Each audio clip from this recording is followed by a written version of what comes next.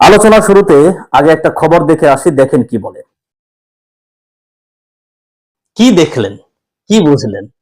এটা যে Republic TV, যারা সবসময় উল্টোপাল্টা নিউজ করে, যারা সব সময় এই ডক্টর মোহাম্মদ ইউনূস সরকারের বিরোধিতা করে আসছে বিভিন্নভাবে, এই টিভিটা বাংলাদেশের চট্টগ্রামকে কয়েকদিন আগেও দখল করতে চেয়েছিল। সেই টিভি চ্যানেলের এই নিউজটা আপনারা দেখলেন।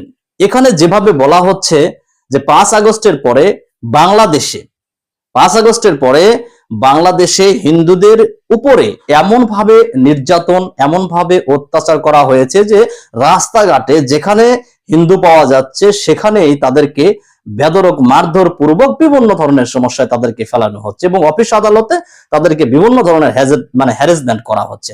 ভাই একটুখানি চিন্তা করে দেখেন তো, আপনারা যারা বাংলাদেশে হিন্দু আছেন একটুখানি চিন্তা করে দেখেন তো, 5 আগস্টের পরে হিন্দুদের উপরে কি এমন নির্যাতন করা হয়েছে? আপনাদের এই হিন্দু সম্প্রদায়ের কয়জন মানুষ মারা গেছে 5 আগস্টের পরে ভাই? এইসব নিউজ দেখে বাংলাদেশের কিছু হিন্দু, বিশেষ করে যারা কম বোঝে বা কম বুদ্ধি সম্পন্ন, তারা এই চিন্ময় কৃষ্ণের মতো এই ইস্কনের একজন নেতার পিছনে ভুতুরে দৌড়াচ্ছে।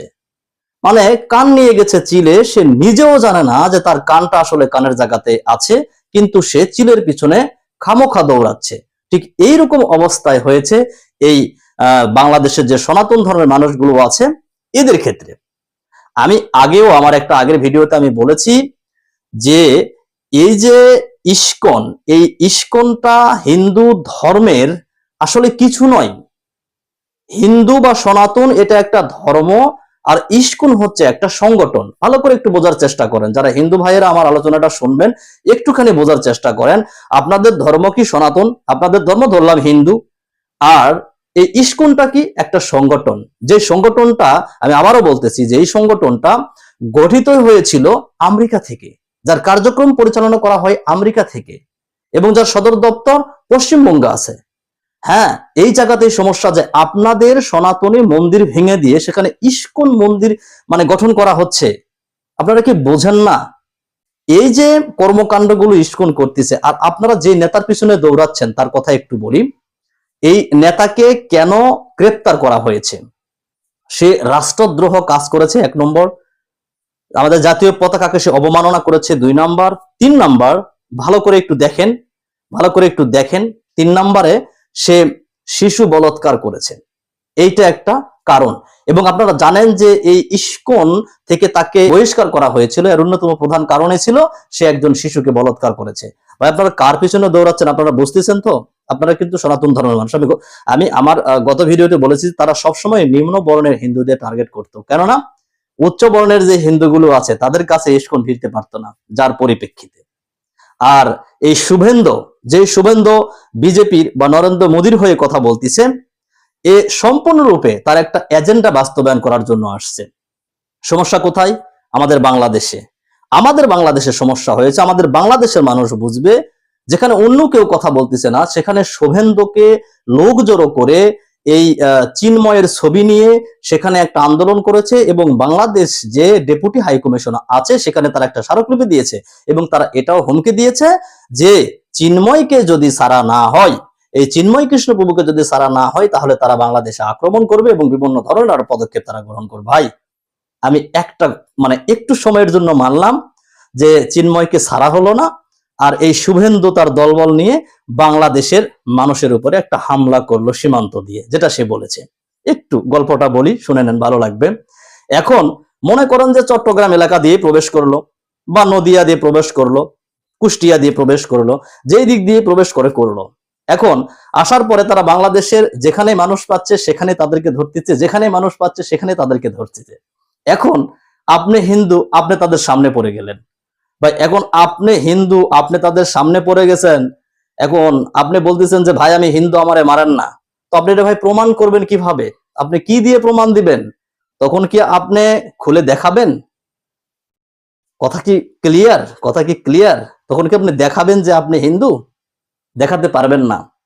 ঠিক সেই সময়ে মুসলমান যেরকম বিপদে পড়বে আপনাকেও ঠিক একই বিপদের সম্মুখীন হতে হবে।